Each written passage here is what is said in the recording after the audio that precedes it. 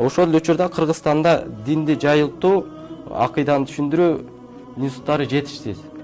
Кандай болгондо ушундай акыйданы терең түшүнгөн эл болот? Пайгамбарыбыз саллаллаху алейхи вассалам өтө жеткиликтүү, чебер сөз устазы болгон. Пайгамбарыбыз саллаллаху алейхи вассаламдын сөзүн уккандан корккон.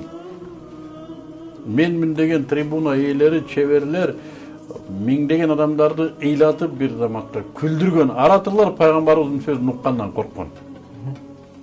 Ушунун сөзү мага таасир этип, мен өзүмдүн мушрик акыйдамдан бузулуп кетпейин. Мусулман акыйдасына өтүп кетпейин, элден чыгып калбайын деп уккандан корккон. Ушундай күчтүү киши сахабаларын 13 жыл тарбиялады Меккеде. Бул оңой нерсе эмес.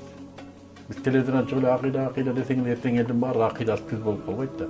Бул 70 жылдык атеисттик система акыйданы талкалап таштаган. Кудай жок деген акыйдага алып келген. Калпак тыргытатын деп, кана Кудайың болсо кармап алсынчы азыр деп.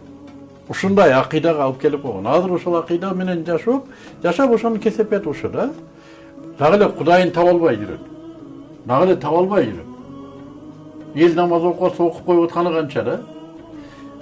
Демек бул өтө оор маселе. Бул ар бир адамдан акылдын зиректигин талап кылат. Даватчыдан анын акылына жеткирип берүүнү талап кылат. Биз баары эле көчөдө ла иляха иллаллах деп койгун десең, ал ла иляха иллаллах десе кутулдум деп кетпейсиң да. Ал азыр айтып кое берет.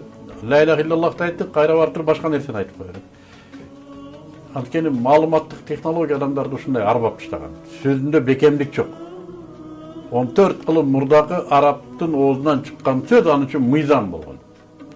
Мына биздин ата бабаларыбыз ушундай принцип менен келген. Сөзүн өлтүргөн эмес. Азыр заман башка кылыптыр. Заманды ушундай сөз бере бересиң, буза бересиң, бере бересиң.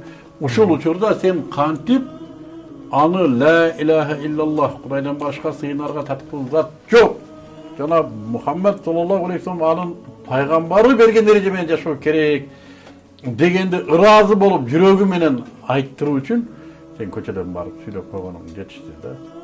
Телевизордон чыгып сүйлөп койгон да жетишсиз буга.